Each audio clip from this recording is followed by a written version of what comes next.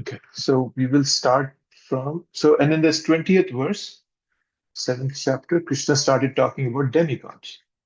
That was the next thing that Krishna did. Let me just share my screen.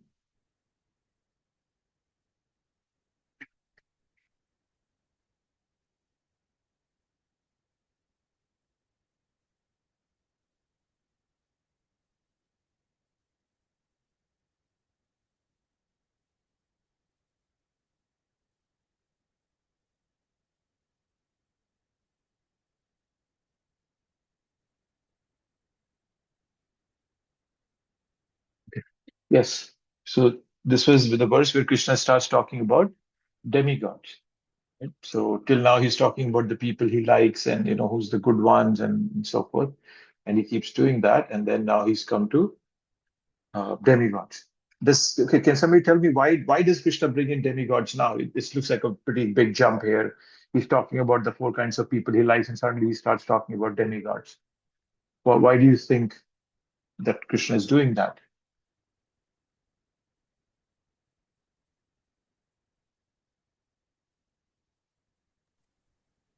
Perhaps, go ahead, Mataji.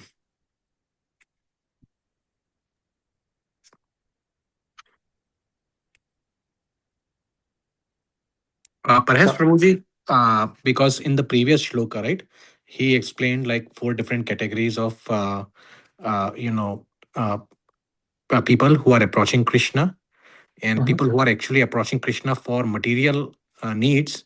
In a way, their consciousness is in these devtas, right? Because these devtas are the one who actually promise they're going to give something, like Saraswati ji is for education and Lakshmi ji is for wealth and all of that, right? So Mhm. maybe because of that. Yeah, people whose surrender is misplaced. Right. Yeah, those people. So Krishna wants to clarify who are these people whose surrender is misplaced, right? So it's the one who has desires, and the person knows that these desires, Krishna will not fulfill them. And we saw some verses from Chaitanya Charitamrita Madhya Leela, where Krishna is speaking that, why should I give these guys, if they come to me, why would I give them anything, any material thing, which will entrap them more? Amrita chhadi visham aage. That was the Bengali phrase that was said. That they have come to me, I have the capacity to give them nectar, but here they are asking for poison. And a bade murkha. They're very stupid. They're very dumb. Krishna says, Ame vigyan, I am intelligent one. Ye murkha. Right? So they are the dumb ones. But why would I give them that, right? Swa charanamrita they. So he gives them, I give them my lotus feet, and then they forget their material desires. But people who are so deeply entrenched in material desires, who don't want to give them up, they say, no, I'm not going to go to Krishna because he doesn't give material desires. He actually takes away my material. So they try to avoid Krishna. So that's what Krishna starts speaking about demigods, right? So we talked about uh, those whose intelligence has been stolen by material desire, surrender to demigods, right? But the important thing comes in the next verse that Krishna says, I am in everyone's heart as the super soul. As soon as one desires to worship some demigod, I make his faith steady so that he can devote himself to that particular deity. So now somebody would ask, why would Krishna uh, give them the faith, right? Why would he do that? Why does he have to give them faith? Somebody can ask that. Krishna could just take away the faith and say, okay, you go to demigods and I will not let you develop the faith. So why is Krishna giving them faith? Or for either that matter, why did Krishna even create demigod worship? He could have just skipped all that and say, fine, no problem, no demigod worship. You either suffer or you come to me. I guess because everyone has to start somewhere. Yeah, that's one way of looking at it. Yeah. Yes, because some children of Krishna don't want anything with Krishna. They don't want to do anything with Krishna. All they want is enjoyment, material pursuit. So Krishna wants to create some scope for them also to come to him. And hopefully by doing demigod worship, sometime they'll realize that, oh, it looks like these demigods, where are they getting their power from? And then they'll explore more and come to Krishna. Yeah. Prabhu, can I share one example? Yes, please go ahead. I was listening to this lecture of Amrendra Das, and he was mentioning that when the people were misusing animal sacrifice, that time Krishna came as Gautam Buddha and he said that just give this all up. Just this animal sacrifice is not good. And then they said that, but this is what Vedas say. And then he was like, okay, give up Vedas. Then they were like, oh, then who is going to be our God? And Hmm. that's when he was like, accept me as your God for now. So I this your what you were saying, it kind of reminded that ultimately, like, everyone needs a God, so somehow they Yeah. can like come back to the original position. Yeah, that's all Krishna's plan. Yes, because after Buddha comes Shankaracharya. Shankaracharya establishes the impersonalism, and then after Shankaracharya comes Ramanujacharya, who creates personalism. Because so they are slowly building up to a personal God. So all the way from Buddha, who just said, forget these Vedas, just become a human being, and then all the way to a personal God. So people are very gently pushed towards that, rather than just pushing them very hard, and then they just become atheists or agnostics or confused about it. Yeah, yeah, that's a good example. Thank you. Yeah. So yes, Krishna. So Krishna starts by saying that yeah, I'm the one. Yeah, you can go to demigods, but understand that I'm the one who's giving. I make your faith steady, right? And then further on, Krishna in the 22nd verse, he says that I am the one who's actually bestowing these benefits to the person looking for it. Labhati cha tatha kaman mai eva vihitan hitam. So you will notice that since the time we have jumped into this seventh chapter, the word Maya, Krishna is using it very often now because this is the devotional, this is bhakti chapters. So Krishna is no holds barred here. He's just saying, okay, yes, I'm going to tell about myself now. I'll just because I have given a good background to Arjun, and I've repeatedly told him that, but only bhakti can get you to me. So I have to not tell him about me and my details and all those things. So he's talking a lot, my. So yes, my eva vihitan hitan. So he's saying that I'm the one who's giving it to others, giving it to these demigods. If you start thinking that these demigods are getting it by themselves, that's the flaw, right? Uh,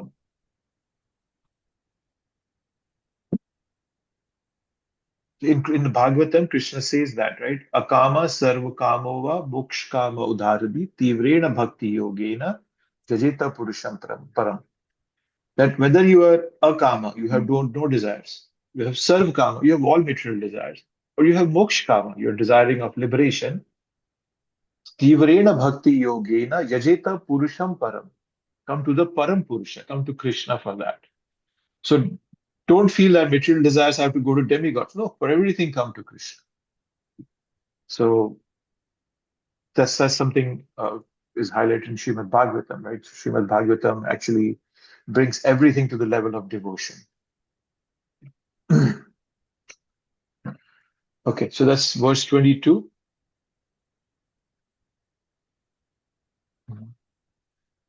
See what Prabhupada is saying. For the living entity who desires to return to Godhead, material desires are impediments. A pure devotee of the Lord is therefore not awarded the material benefits desired by less intelligent living entities, who therefore prefer to worship demigods of the material world rather than engage in the devotional service of the Supreme Lord. So then comes Antavattu Phalam. Somebody saying something? No? Okay.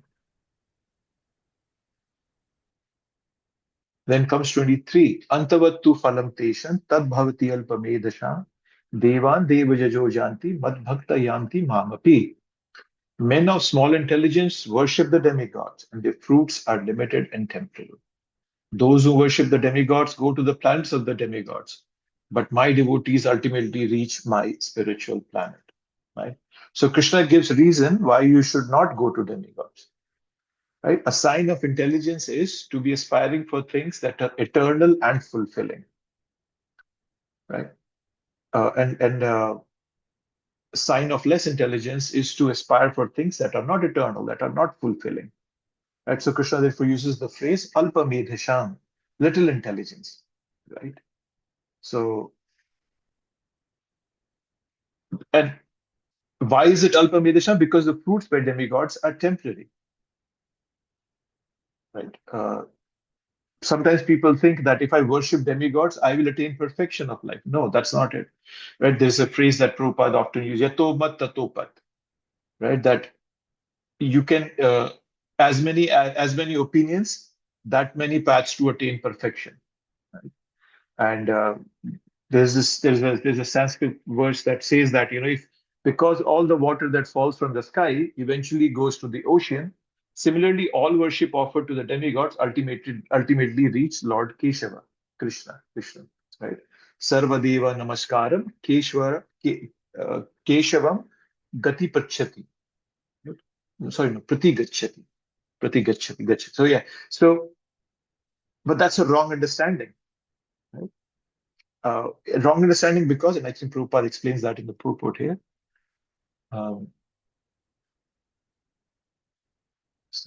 Let's see.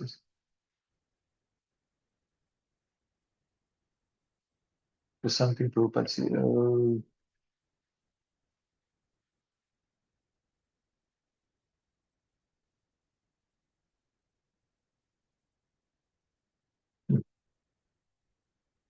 Not sure. I was looking for something that Prabhupada might say. Let's see if I can find this. So what Prabhupada was saying is that if we understand the connection between demigods and Krishna, then demigod worship also can take you to perfection. But if you don't see that connection, then demigod worship is less intelligent. That's something Prabhupada was saying. And I can't find it where he's. Oh, here it is. Regardless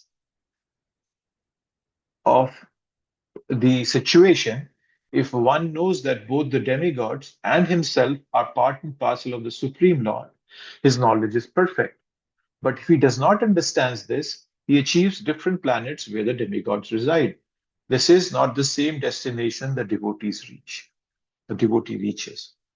So it's about our understanding. If you understand that demigods are serving Krishna, then our knowledge is perfect. And then we can reach out to demigods also. But if we don't understand them, then our knowledge is alpamedhasham.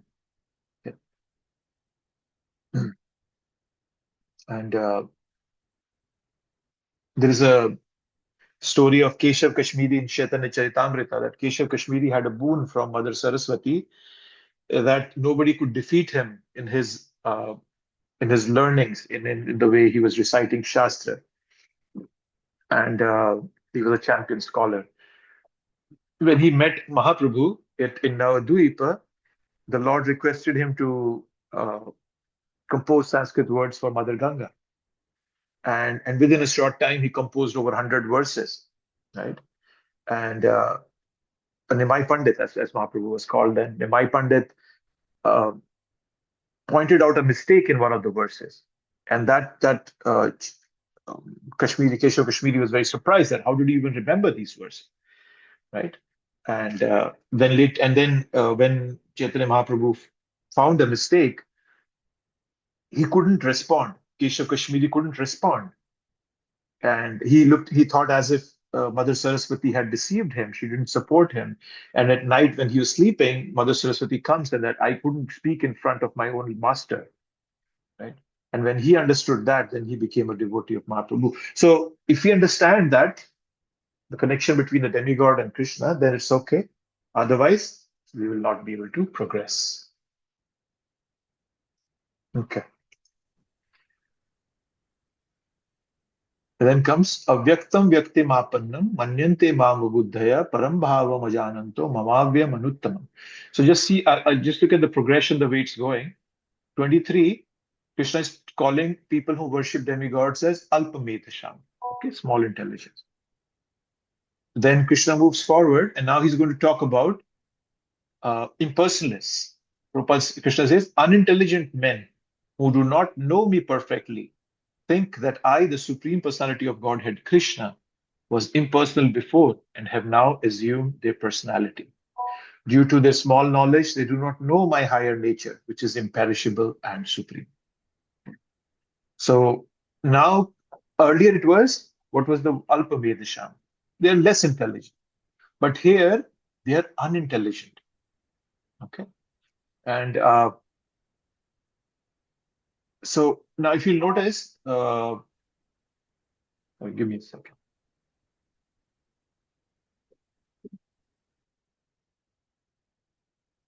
That Prabhupada, in the translation, he translates Abudhya as less intelligent persons. But when he comes to the translation, he says as unintelligent. Right? So there are two different things. Can anybody suggest me or think why would Prabhupada do that? In Abudhya, is up there in the synonyms, he's saying it's less intelligent persons, which is similar to Alpamedisham. But here he's saying it unintelligent. It sounds a bit different. Any thoughts from anyone? Why is Prabhupada doing that? Prabhu, isn't unintelligent like just having no intelligence at all? Yeah, that's correct. Yeah, so but then Prabhupada in the synonyms is translating it as less intelligent. Yeah. So why that difference? Is he talking about maturity? Can you explain that? What do you mean by that? Like, so as we grow up, we become more mature and more intelligent. It's same with Krishna consciousness, right? As we get more knowledge, more and more knowledge, we become more and more conscious of who Krishna really is and what is our purpose over here, right? When we're just as when we are young, we don't know anything about life, So that's kind of like unintelligent. Okay, yes, Pankaj Mali Prabhu, you have your hand up. Are you going to add something? Hare Krishna Prabhuji, Dandot Pranam. Prabhuji, unintelligent man, Prabhupada is referring to those Mayavadis who condemn the believe on Krishna is the Supreme Personality of Godhead, but they have their different definition that the Krishna took the form from impersonal Brahman. They do not accept that Krishna himself is Swayam Bhagavan. No, what I was asking is, why is there a difference in Prabhupada's synonyms versus the translation? That's what I was trying to understand from all of you. Less intelligent person can be taught and they will accept it, but those who on the other side who doesn't use the intelligence, to accept the fact, so they are Prabhupada. That's why calling them as unintelligent. They do not have any intelligence. Educated fool, maybe, Prabhuji? Educated fool. No, I think you're going to too much philosophy, but okay, let me say what I had on mind. So you'll notice that, and this is something I wanted to highlight because it helps us build faith in Prabhupada's writings. We really have challenges, and I've talked about it a few times. One point I had highlighted in the past is people have questioned me that, Prabhupada says it's Bhagavad Gita as it is, but then he's bringing Krishna into verses where there is no Krishna, right? And then we have to understand that, why Prabhupada was doing that. And then again, sometimes some people can question you that, okay, hey, Prabhupada mistranslated this. This is not the appropriate translation.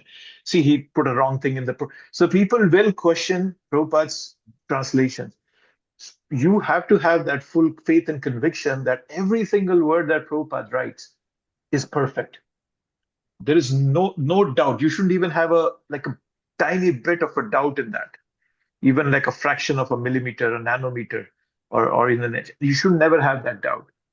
So you have to think about these things. Why is Prabhupada doing this? From a faith perspective, not doubting perspective. You will never doubt Prabhupada. He's a Goloka man. So people from Goloka don't make mistakes, right? So what Prabhupada was doing, when Prabhupada wrote this Bhagavad Gita, when he was writing the synonyms, he wanted to be accurate. So there was literary accuracy in the word for word section. He always did that. You can see across Bhagavad Gita, across all the books, right? He did that. Why? Because Bhagavad Gita, it is as it is. He was not changing anything what Krishna was saying. It was perfect. It's exactly what Krishna said. Sometimes to convey that message, Prabhupada have to bring a communicative force into it, right? So word for word section, more closer to dictionary meaning. Okay. But in the flowing English translation, Prabhupada would sometimes strengthen the wordings to convey the philosophical points more clearly. And this happens in translation. Sanskrit by itself expresses qualities more fluidly than English can. Right? So this is very common in translations. And Prabhupada was doing it in such a perfect way that when you read the words, right? For example, somebody can question this, right? Okay, why is Krishna calling them both? He's saying that the demigod worships are also alpa medhasham, right? Because the word alpa we know means less, right? Then how is this different? And Prabhupada had to bring that out to tell us that demigod worshippers and below the demigod worshippers are impersonalists. So if you try to put a category to all of them, if you put them in a hierarchy, put them on a ladder, you have to be very clear in understanding where do demigods stand, where do impersonalists stand. If Prabhupada would have just put it in a simple way, oh yeah, literally this means this, that we just put it, it would have been very confusing. There is a reason why Prabhupada's Bhagavad Gita is the most read version in the world.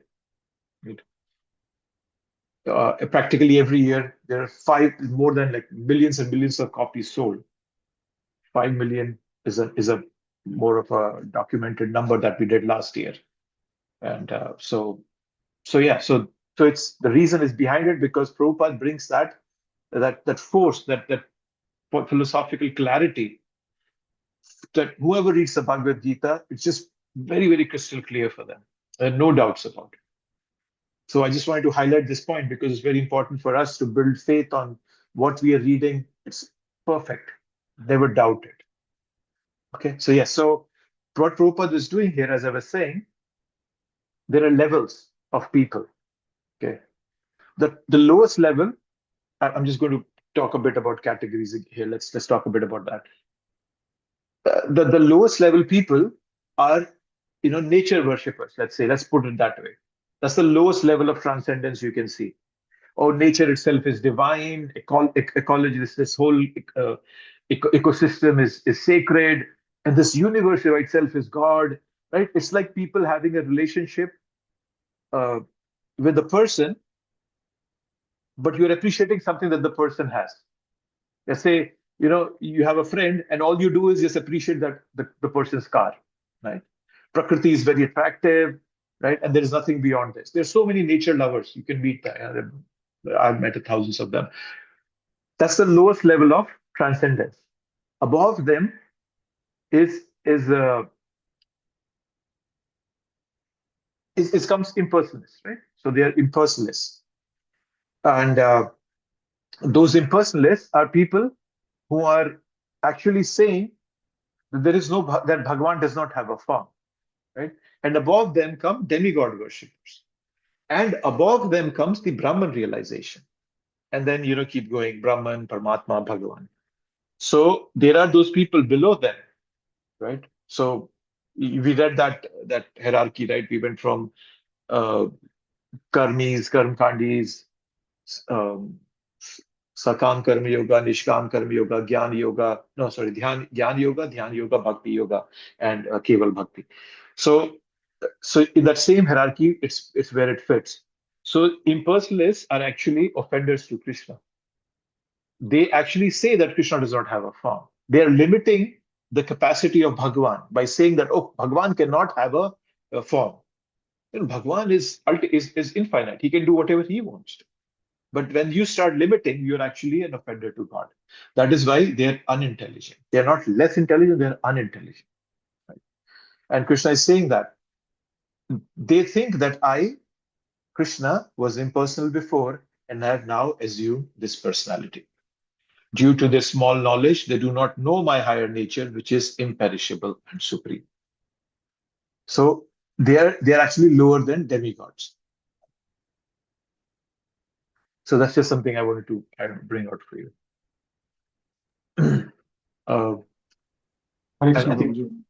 Yes, Sri.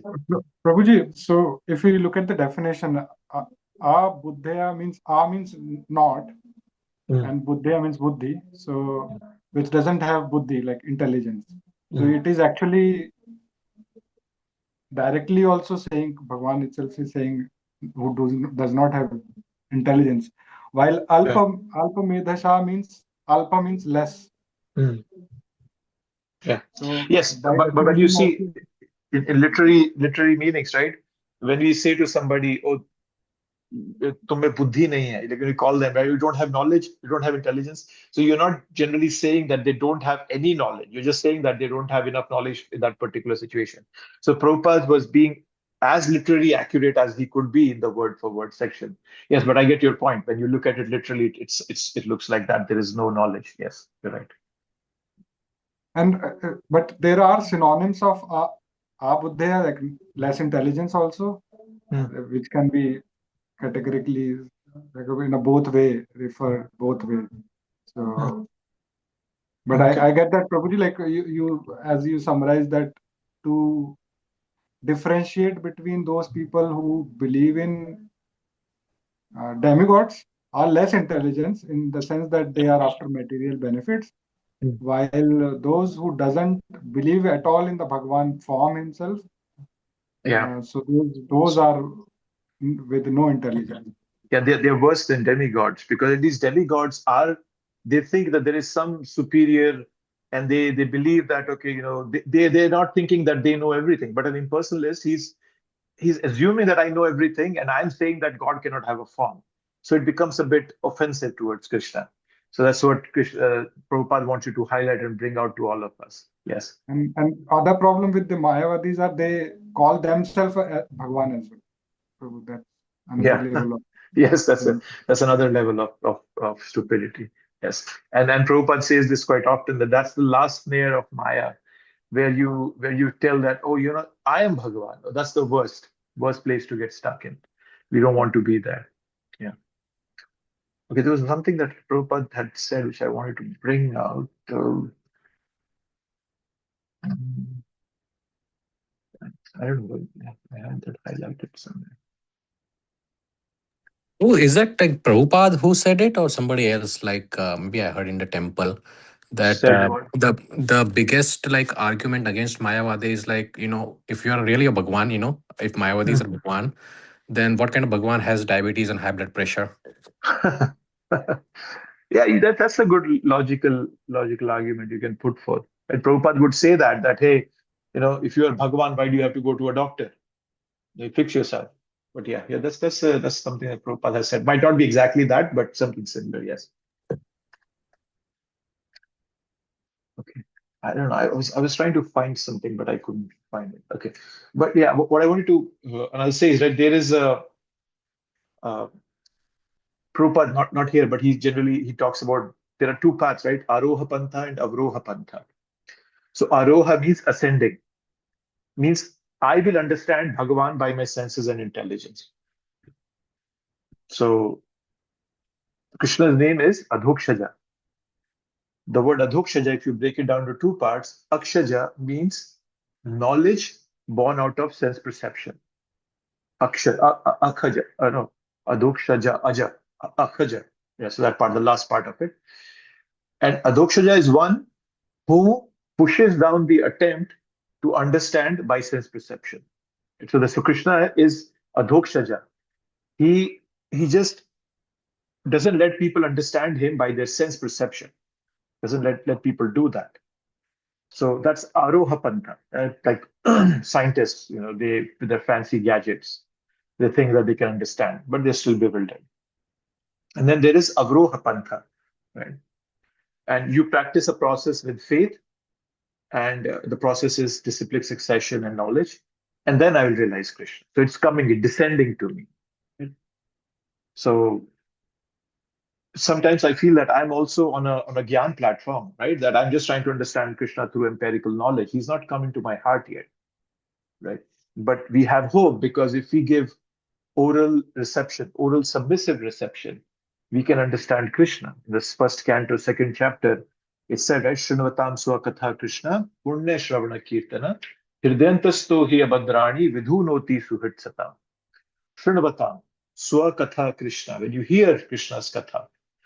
Punya Shravana Kirtan. Punya Shravana Kirtan. You hear that Kirtan? What it does is Hirde Antasto He Abhadrani. Abhadra, whatever is dirty in my heart.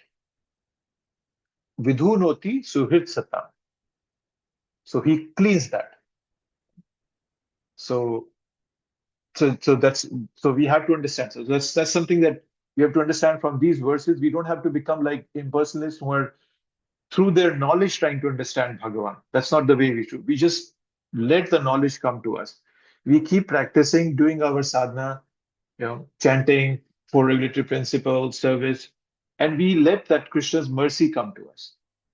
Bhaktisiddhanta Saraswati Thakur said, don't try to see Krishna. Work as if that Krishna would want to see you. Who's this person who's working so much for me? So that's something that I want to bring out.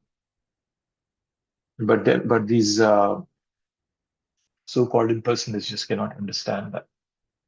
Okay, if I ask you all a question, why do you think it is difficult for conditioned souls to accept that the absolute truth is a person? I'll repeat my question. Why is it difficult for conditioned souls to understand that absolute truth is a person ultimately? Why do you think is it difficult for people? And just a hint, we read this in the 4th chapter. I'm just walking down to get my water bottle, but I'm listening. Please tell me. Can I try, Prabhuji? Yes, go ahead. I think because we have a lot of defects. What defects Like we grow old, we have, something is hurting, things like that. Something is hurting. We are growing Meaning old. like we're in pain, yeah. We get old, disease, weakness. But why would that prevent you from accepting a form of God? For the same reason, like, because we perceive things based on how we are, I think. Oh, so you're saying that because we grow old and we just cannot accept the concept that Bhagavan will also grow old? Is that what you're saying? Yeah, something like that. That because we have defects and that God cannot have defects. Oh, so we are limiting God to our material form. Like, okay, Yes. I have a material form, and if he has a material form, then he will also be suffering and he'll be growing old and so. Okay? Yes, something like that. Yes. Okay. What else? Anybody else or thoughts? Prabhuji, we have a material covering. I mean, so we don't have a conception of, like, we don't see God personally. I know we see it in the deity form. So that's why I think. Oh, we don't see God, that's why we don't believe in him? Is that what you're saying? Yeah.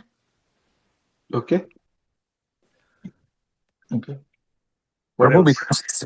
because like everything that we think, in our like minds, obviously God is infinite, right?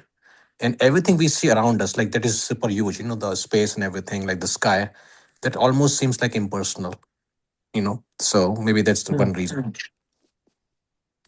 Yeah. Actually, as I was saying, in the 4th chapter, Krishna says that with raga bhaya krodha manmaya mam upashrita. Bahavo gyan tapasa puta madbhava magataha. There he gives 3 reasons why people actually don't accept him as Bhagavan, as a form. Right? One of them is he's with raga bhaya krodha.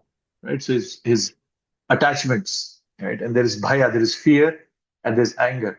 So we all are, we all as human beings are hurt by material personalities, right? People disappoint us, relationships hurt us, we see people as selfish. So we understand that this form is temporary and there are people who are hurt. So people project those, as Binu was saying, people project those material limitations onto God. If God has a form, then he also must be limited like us, right? So that's one reason why Krishna says this in the, I think it's a 4.10, I think, with Raga Bhaya. So yes, so we are hurt because we are hurt by material personalities. we just cannot think of a Bhagavan also having the same personality because, oh, no, these material personalities, they hurt, they disappoint.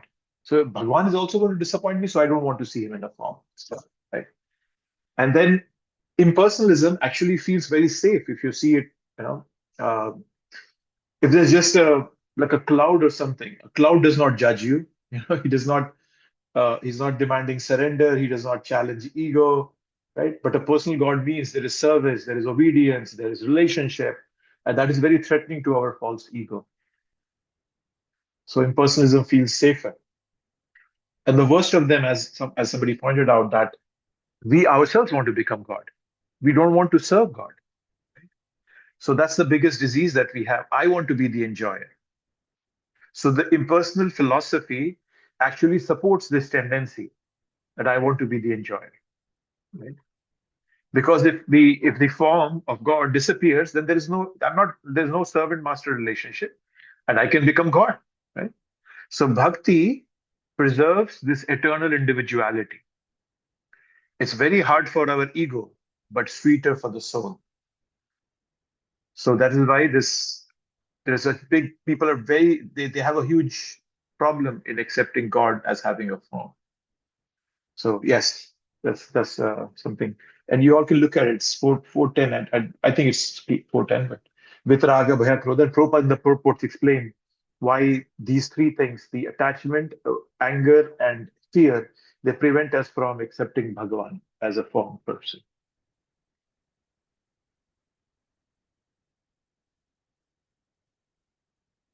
Okay, 25. Naham prakasha sarvasya yoga maya samavrata mudho yamna abhijanati loko mamajam avyayam. I am never manifest to the foolish and unintelligent. For them, I am covered by my internal potency, and therefore they do not know that I am unborn and infallible. So further, Krishna is giving explanation why he is not understood. So here Krishna is using the word aham twice, right? Naham prakasha sarvasya mudho yam aham loko mam ajam na abhijanati. I am. So where's that? I thought there was two. Na aham,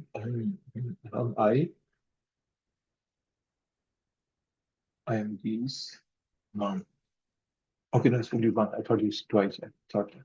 Okay, yes. So why is he not manifest to everyone? Right. So that's something Krishna is explaining here. That I'm never manifest to the foolish and unintelligent. So Krishna reserves the right to disclose himself to anyone. Krishna reciprocates to our desires, not according to our spoken desires, but our overall mentality. If our attitude is not of dependence on Krishna, then we cannot access Krishna. Right? We don't need an attitude of defiance. We need an attitude of compliance towards Krishna. An interesting use of word here, yogamaya. There's a yogamaya here. Let's see what Prabhupada translates. By my internal potency. Okay. For them, I'm covered by my internal potency, and therefore they do not know that I'm unborn and infallible. So, yogamaya is an illusion, right? So, I'm just trying to read. There's yogamaya and there is mahamaya. So Krishna is using yogamaya here. Okay, give me a second. I'll pull up. There's a section about Yogamaya and Mahamaya. Prabhupada explains that very nicely. Probably I can just pick it up and you can read it quickly just to understand the difference between them. We should know why Prabhupada is using Yogamaya here, the word Yogamaya. It comes in the 10th canto. I think I have a point. I will just bring it.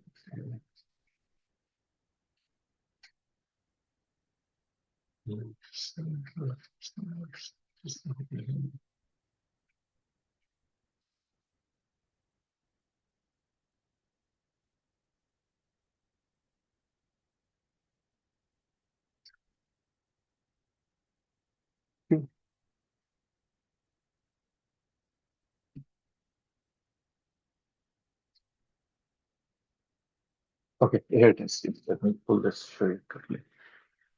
Just to understand the difference between Yogamaya and Mahamaya. So why is Krishna using the word Yoga Maya here? Why didn't you just call it Maya? Okay, so here is this is the 10th canto, first chapter. After the end of the first chapter, Prabhupada gives a bit of a summary of some things here.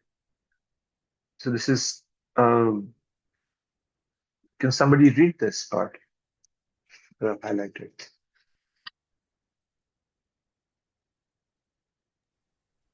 I can The distinction between the two Mayas, Yog Maya and Mahamaya, is described as follows. Krishna's Ras Leela with the gopis and the gopis' bewilderment in respect to their husbands, fathers-in-law, and other such relatives were arrangements of Yog Maya in which Mahamaya had no influence. Okay, so now you understand that Yoga Maya refers to something that helps devotees increase their bhakti. Okay, so the gopis became so bewildered they didn't even care for their husbands, father-in-laws, relatives, and all that. So that's an arrangement of Yoga Maya. And now let's see what Mahamaya is. Somebody read this part now. On the other hand, there were asuras headed by Shalva and Kshatriyas like Duryodhana, who were bereft of devotional service in spite of seeing Krishna's carrier Garuda and the universal form, and who could not understand Krishna to be the Supreme Personality of Godhead. This was also bewilderment, but the bewilderment was due to Mahamaya. Yes, so this is Mahamaya, which is actually taking people away from bhakti. So what Prabhupada now is finally telling us that Maya, which drags a person from the Supreme Personality of Godhead, is called Jada Maya, and Maya, which it acts on the transcendental platform, is called Yoga Maya. When Nanda Maharaj was taken away by Varuna, he saw Krishna's opulence, but nonetheless he thought of Krishna as his son. Such feelings of parental love in the spiritual world are acts of Yoga Maya, not of Jad Maya or Mahamaya. This is the opinion of Srila Vishwanath Chakravarti Thakur. So, and we also know when Krishna shows Yashoda Maya the whole universe in his mouth, for a minute, Yashoda Maya thinks, oh, looks like he's a god or something. But then Krishna brings his Yoga Maya and she forget it, he's my son. So that's the difference between Yoga Maya and Mahamaya. Just keep that. So what Krishna is using, let's go back to our verse that we were just through. So now Krishna here is saying that because he's covering himself, he's using the word Yogamaya, right? So the reason he's not calling this Mahamaya, because he's using it to cover himself. So Yogamaya is something. So that's something that he's covering himself here. That's why Krishna is bringing that concept of Yogamaya. So just keep that in mind. Yogamaya, Mahamaya. So Yogamaya helps people increase their devotion. Mahamaya or Yogamaya is something that's working according to Krishna's plan and increasing the devotion of the devotees, right? So because Mahamaya, which is of this material world, cannot affect Krishna. Only Yogamaya can affect Krishna. So that is why he's bringing the concept of Yogamaya here. He's not talking about Mahamaya, because Mahamaya cannot affect Krishna at all. That's for this material world. Right? So that's something to keep in mind. That's the word here. And then Prabhupada, he brings out a couple of verses from here. He's saying he's covered by Yog Maya. People cannot see him. And then the Yog Maya curtain is talked about in the 15th mantra of the Ishopanishad. Right? So there's a devotee asking that remove this Yog Maya curtain so that I can see you. So in the spiritual world, it's Yog Maya. Material world, it's Mahamaya. That's the way to understand it also. Yeah, so these two verses prove. Okay, a question for somebody who has not answered yet. Okay, I'll try this one. What would happen if Krishna would reveal himself to materially motivated people? Somebody who has not spoken till yet. I want those to speak up now.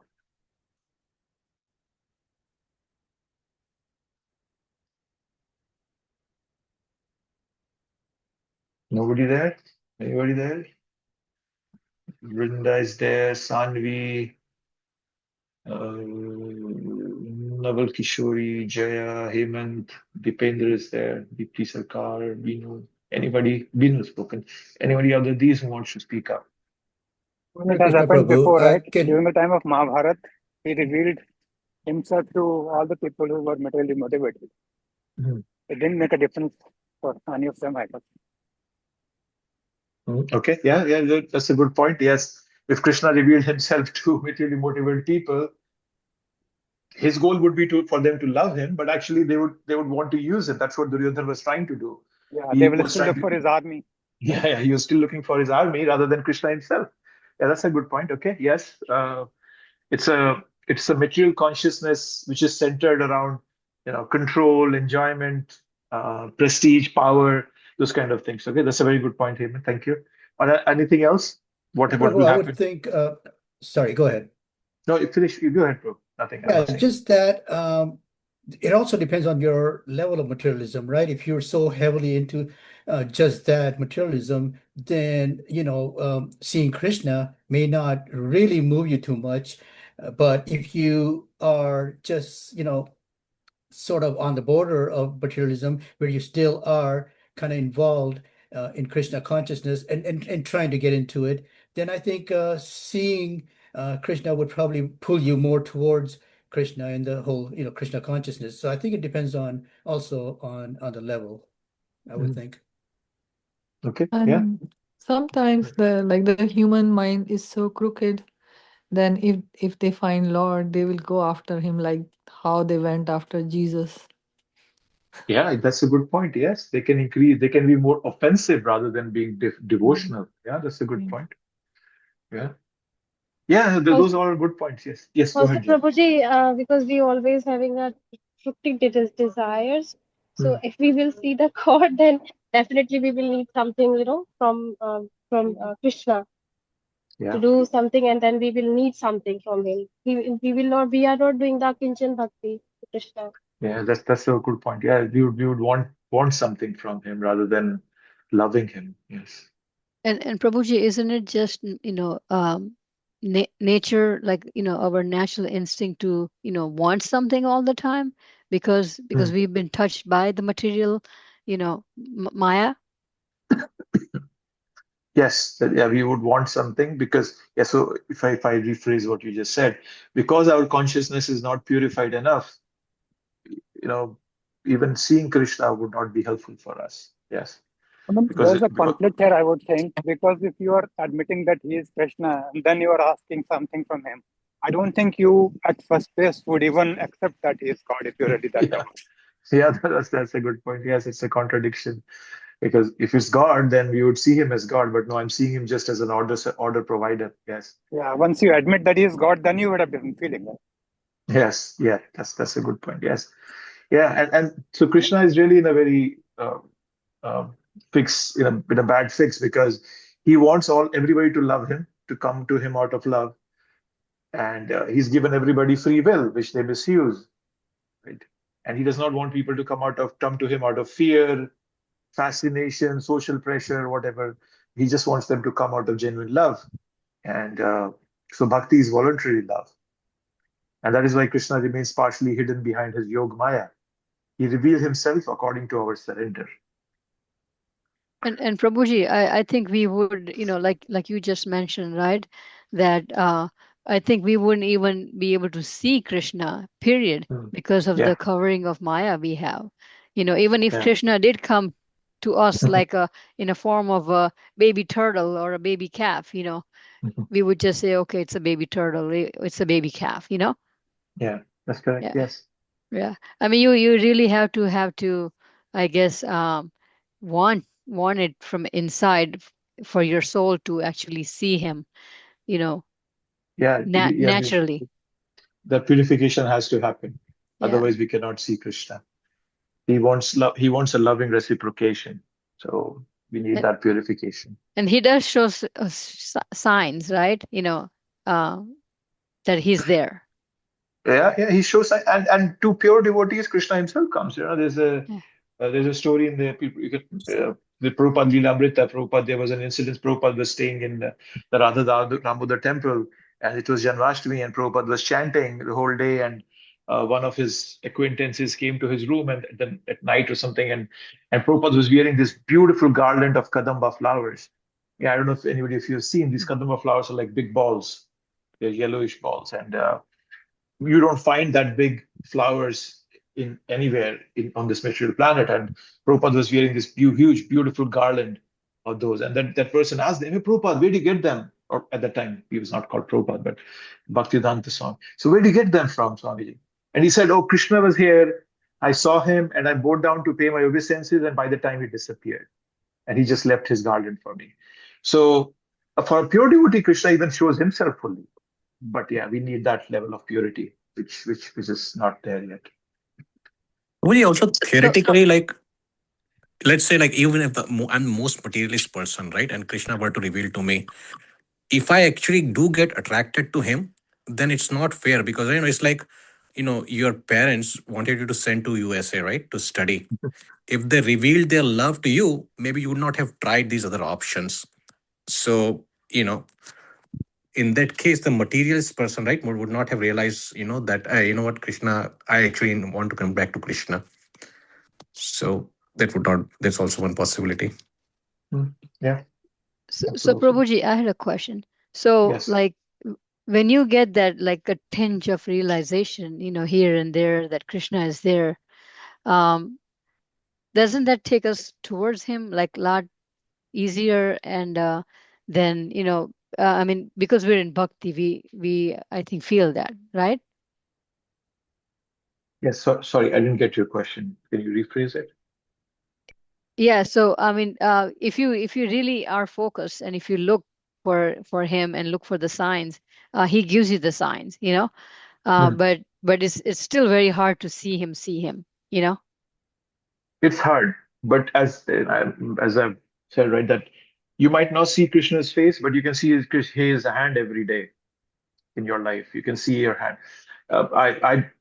I see it every time, and every sphere you can see it. Your work, your family, your relationship, temple, devotee, everywhere you can see Krishna's hand if you are perceptive enough, if you are conscious enough. But if you're just, as they say, if you're just existing and not living your life, then yeah, you might miss out all the signs Krishna is giving. So you have to be conscious. Yeah. Thank you. Okay, now Krishna is shifting the gears here a bit. He's saying, "O Arjun, as the Supreme Personality of Godhead, I know everything that has happened in the past and all that is happening in the present and all things that are yet to come. I also know all living entities, but me, no one knows." This is interesting, right? So some people can question, right? Oh, you're saying that Krishna, people don't understand Krishna, right? But does Krishna understand himself? Some foolish people might even actually bring out that notion that, or even Krishna does not know himself or something of that sort. So they might bring out some very absurd thoughts. And so Krishna is saying that, hey, I know everything. Don't even think for a moment that I don't know anything, or I'm not aware of the past or present. I'm not like a partial God or something. I know everything. So just to clarify to people who might come in a very dumb fashion and ask some dumb questions. So Krishna is clarifying that I know the past, the present, and the future. Right? And Prabhupada in the purport, he tells us that unless one is liberated from material contamination, he cannot know the past, present, and future. So what Prabhupada is hinting is that we also can know, if we are liberated from material contamination, we'll also know our past, present, and future. It's not that hard. It is hard. Sorry, it's hard. Bhaktivinoda Thakur, when he would give initiation to his disciples, he would tell them their Swarupa. Swarupa means what is their position in the spiritual world. Prabhupada didn't do that. Prabhupada was very careful because he was not in India, where people don't have, are comparatively not that. They understand Krishna, they understand philosophy and all that. So Prabhupada is saying, yes, we also can if we are free from material contamination. And Vasudev could see that. And okay. And Prabhupada is saying that he's just like the sun. Maya is like a cloud. So technically, Krishna is the master of Maya. Who creates clouds? The sun creates cloud. Sun, it evaporates the water and then it becomes cloud. So in one sense, Prabhupada is saying that that Krishna is the supreme, right? Okay, so if Krishna he knows everything, then how do we have free will? Who can answer that? Somebody who has not spoken yet. Can you repeat the question? So here we are being told Krishna is omniscient, right? He knows everything, past, present, and future. But then again, we are always told we have free will. That means that there is something Krishna does not know. Okay, how is Prem going to behave now? Is he going to go this way, that way? That's the free will choice that I have. So how does Krishna's omniscience come into, how do you see those things together? Krishna's omniscience and then the free will. What do you think? What do you think? Who's there? Somebody wants to give it a try? Anybody? Saina, you want to give it a try? I think we can connect it because we act out of like the mode of material nature that's like heavy on us. So Krishna knows Krishna can know based on that what choices we will make, because it's not completely like free because we're still influenced by like the modes of material nature. And he's like Okay. responsible for like sanctioning like any desires and things we may have. Okay, that's a good point. Yeah. So he knows which way we are going to tilt based on our modes of nature that I'm involved in. Okay. Any more thoughts, anyone? Yeah, Prabhuji, and isn't everything written, right? That he has privy to, right? He can see Everything is everything. written to means you're saying that everything is predestined for us? Yeah. I mean, yes, of course, the free will makes us go left and right towards making a good decision versus a bad decision, and that's where we break. Okay. Yeah. So that's a good point. Yes. Yeah. Is somebody saying something? Prema-Dam, can you hear me? Yes, I can hear you. Okay. Well, I was just thinking that there's so many things that we have to learn to purify ourselves as conditioned souls that, like we just go through all these different things, and he might know which way we should go, but it's like, we got to go through them to understand or to get to that next level. So that's where I think free will comes in. Yeah, that's a good point you bring out. Yes, that Krishna, if I rephrase what you just said, that Krishna knows the choices that I have. And he also knows which one I'm going to choose, but he doesn't compel those choices on us. And you can correct me if I said something, if I'm not saying exactly what you're saying, right? So that's the way I saw it. Yes, that we have to walk through them. And so Krishna is not going to compel me to take that choice. He knows the choice we will make, but he's not going to compel me to make that choice. So Right. that's okay. So I got it. Thank you. So that's a very good point. So the concept of Krishna's omniscience and free will is something that should be clear to all of us, that Krishna knows everything. He knows the past, present, and the future. At every single instance, Krishna knows, okay, Prem-Dham has these two choices. Krishna also knows which choice I'm going to make, but he's not going to push me to either correct that choice or to he motivate me to take that choice. And that's where the free will comes in. Another aspect of the free will to keep in mind is, as Atil Vidi Mataji is saying, that yes, everything is predestined, but there is a nuance to it. What is predestined is the situation that I will be in. But what is not predestined is how I'm going to act in that situation. Let's say if I'm predestined to get into an accident today, a car accident. I can make, now that what I can do is, I can continue driving in the proper way. I have my seatbelts on, I'm driving with the speed limits and being very careful about my surroundings. And I might still get into an accident, but it might not be a huge thing. I might not get, like, my bones broken, or like a near-death situation or something. So that's a choice I make. But then, opposite to that choice could be that I get drunk, I drive rash, and just skip signs and all that. And now in that case, the accident could be worse. It could take me I could even be just hanging between life and death. So that's the choice that Krishna does not interfere with. And that's where the free will comes in. But the situation that I will get into an accident is predestined based on my karma. Right? So just you have to keep that in this concept of But Prabhu, isn't it like predestiny is also changed? So isn't like Krishna can guide you if you have enough trust that, hey, you know what, don't take 95, take 29 today. Because, if you go 95, you will Krishna have can do that. Yes, Krishna can do that. And that's why we have to learn to listen to the Paramatma sitting in our heart. Krishna is Chaitya Guru. Chaitya, the Krishna sitting in our heart is also called Chaitya Guru. He's giving us instructions. Unfortunately, we don't hear to our Chaitya Guru that often.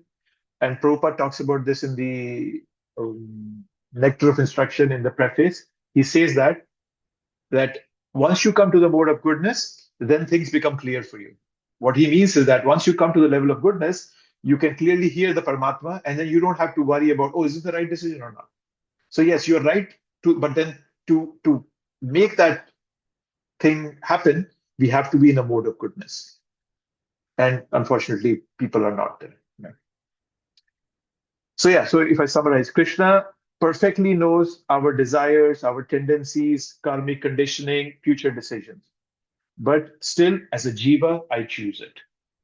So that's how Krishna's omniscience and my free will both stay intact there. Okay. We are at 8:50. Okay, we'll wrap up this chapter. There are 3 more verses to go. It's 30 verses here. O scion of Bharata, O conqueror of the foe, all living entities are born into delusion, bewildered by dualities arisen from desire and hate. Right. So now another interesting, right? So there's a question now. Somebody, if you can think of a hypothetical question that where do we come from and why do we come? Right. So that's something somebody can ask. So there are 2 reasons why we come into this material world. There is a misuse of our free will. Right? We have that free will, we misused it. That's Ichha. Right? And then the Ichha means desire. The word Ichha is desire.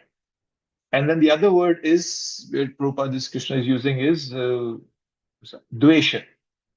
Dvesha, Prabhupada is translating it as hate. Right? So, and whom are we hateful of?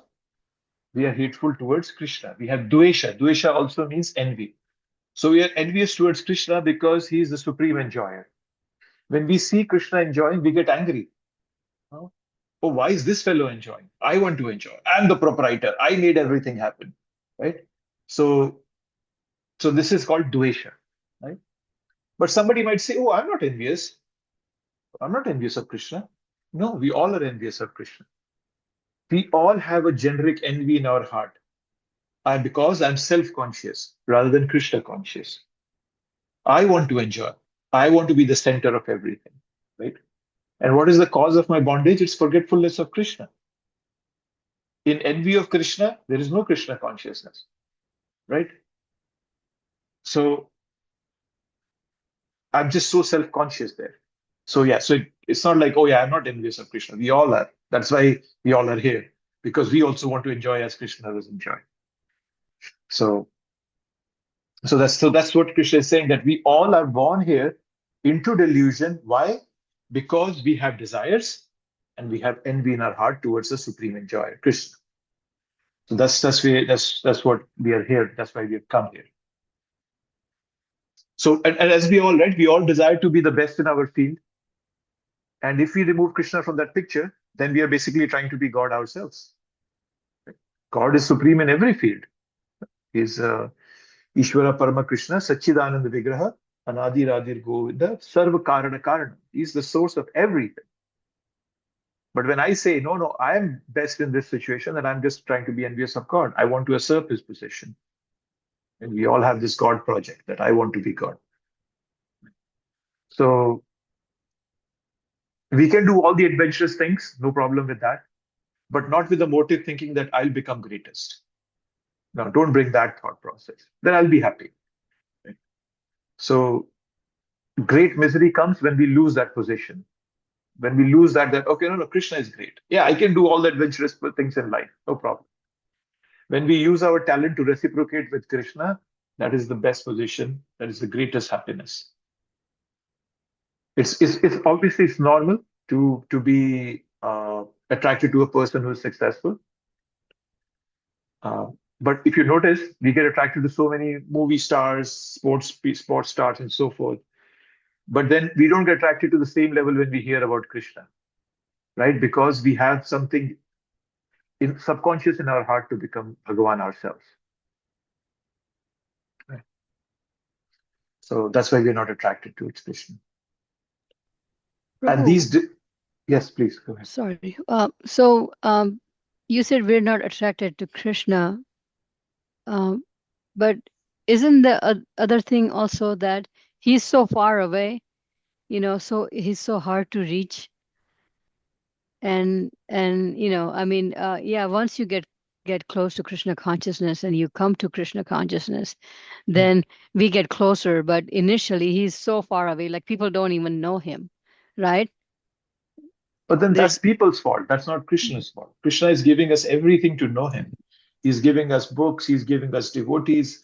If you go to India, it's practically, I'm from northern part of India. It's practically 45 degrees centigrade there. I have seen devotees distributing books out there in 45 degrees centigrade. It becomes so hard for us to distribute books here in 100-degree Fahrenheit, which is just 37 degrees centigrade. So Krishna is giving us every single opportunity to know him, but I don't want to know him. And that's coming from that concept of hate, that subconscious hate that I had. Oh, why should he become God? I am God. See, I made this whole empire. So yes, you're right, he's far off, but he's far off because I have created that distance. I have divorced that relationship, not him. Hope that was helpful. Yeah, okay. Thank you, Prabhu. Okay. And then coming to, now Krishna is going to give us some help here. Persons who have acted piously in previous lives and in this life, and whose sinful actions are completely eradicated, are freed from those dualities of delusion, and they engage themselves in my service with determination. So Krishna now tells us how to come out of that illusion. Which illusion?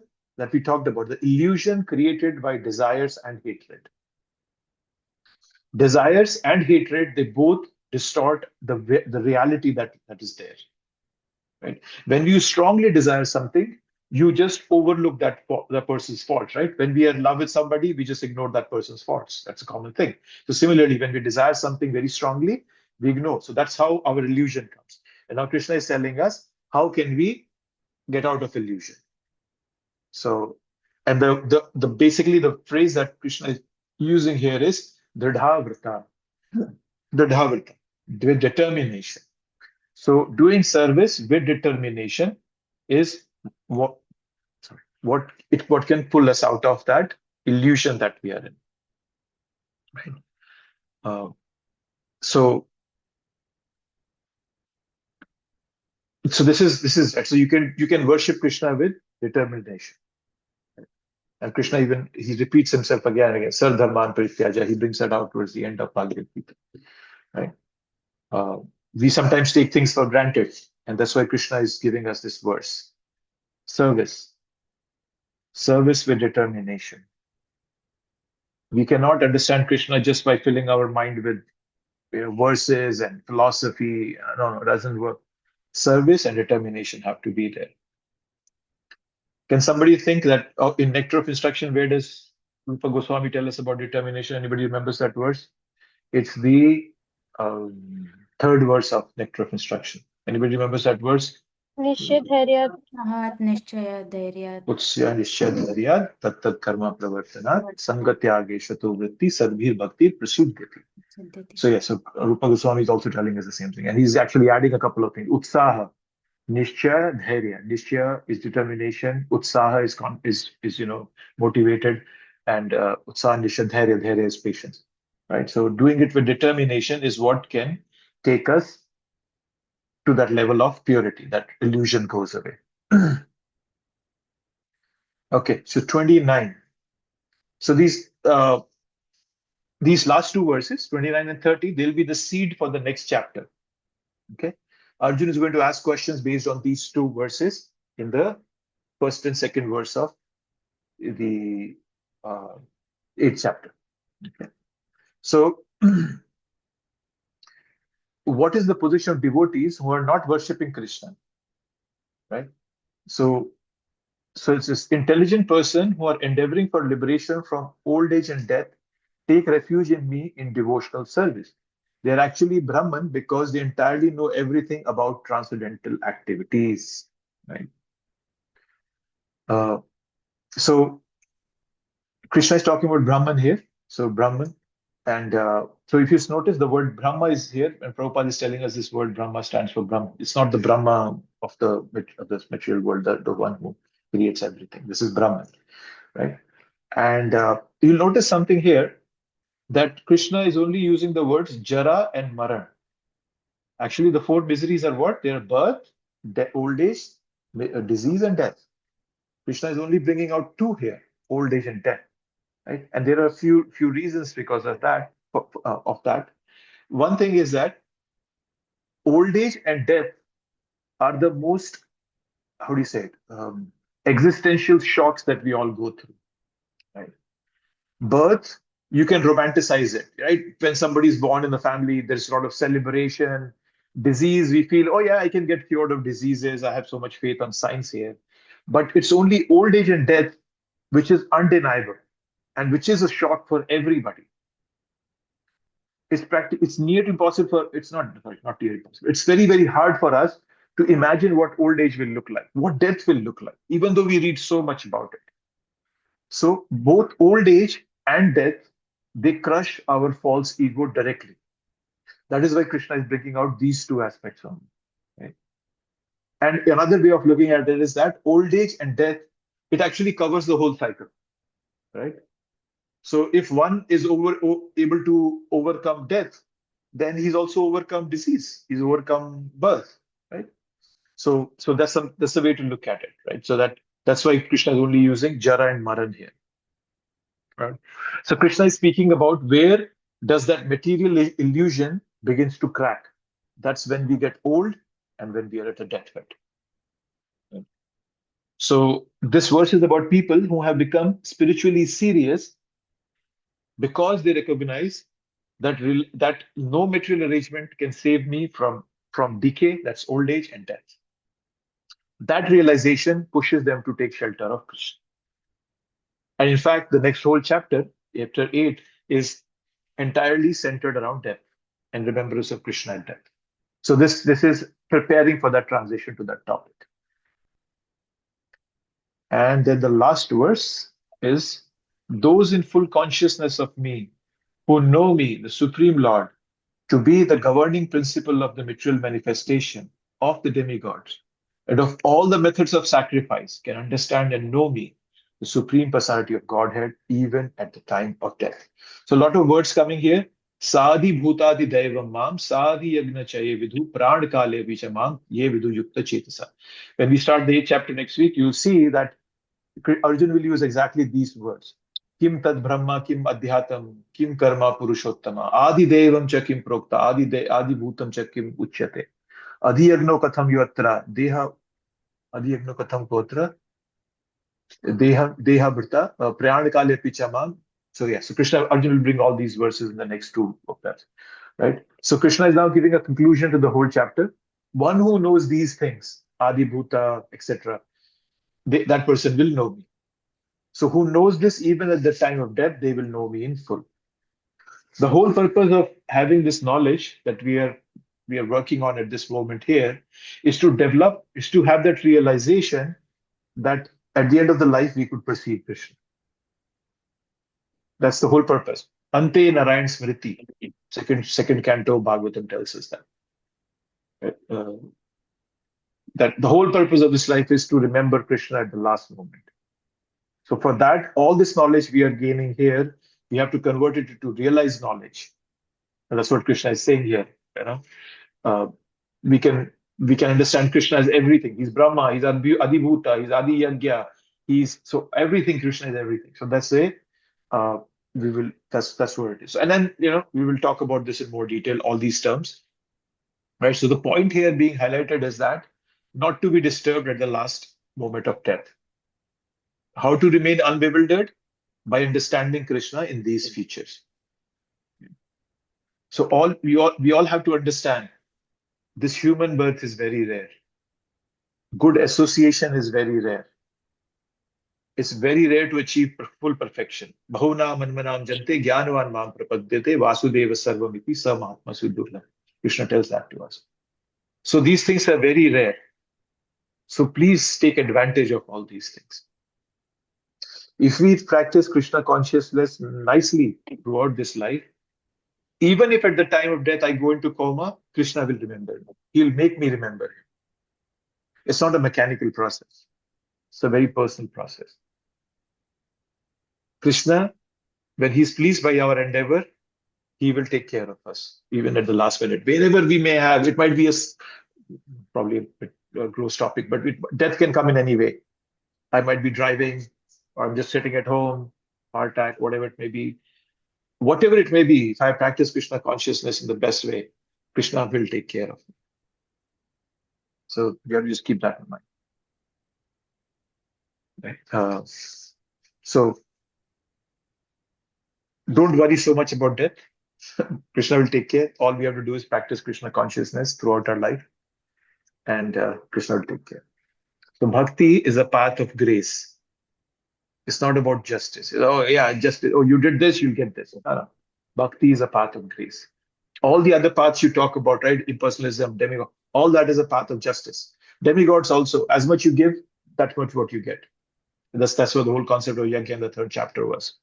Right? So Krishna's role in Brahman and Paramatma is very, to some extent, neutral. But in the Bhagavan Roop, Krishna is very impartially partial. Right? Krishna says this in the 9th chapter, 29th verse. Sammoham sarva bhuteshu name dveshu asti napriya ye bhajanti tu mam bhaktya maiteteshu chapiham. If you don't come close to me, I'm neutral. But ye bhajanti tu mam bhaktya maiteteshu chapiham.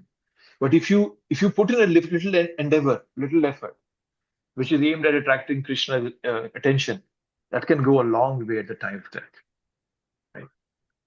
So we always have to have these two meditations: how I live, how I want to live, and how I want to leave. So just keep that in mind. How I want to live in this life, or how I should live in this life, and how I want to leave this life. And these are the two meditations Bhagavad Gita is elaborating for us. And the whole conclusion of this chapter is determination. Krishna talked about the last. Dridhavrata, where did that go? My service with determination. If you want to summarize this whole chapter, it's my service with determination. Engage in that. So, okay, I rest my case here. Anybody last minute, any thoughts, comments, questions? Oh, my dad always used to say that people who are like really materialistic and are too attached with worldly things, they have a very hard time during the death. So it's like almost like going to bed, right? When you go to bed, if you're a very busy day, you're thinking about the day, it's hard to sleep, right? So something similar, where you're so attached that it's very hard to give up. Yes, people who live bad, who don't live good lives, when they're leaving their body, they cry. I've seen many people cry in the last minute because they're fearful. And actually, the Yamdutas have Yamdutas have come. We were very scary demoniac entities. So that person is very, very afraid. The person is crying last minute because they have lived a wrong life. Yeah. So live a good life, leave a good way. That's all. Okay. Well, thank you very much. Hare Krishna. Thank you. Hare Krishna. Thank you. Hare Krishna. Thank you, Prabhu. Krishna Prabhu. Thank you, Prabhu. Hare Krishna. Hare Krishna. Um,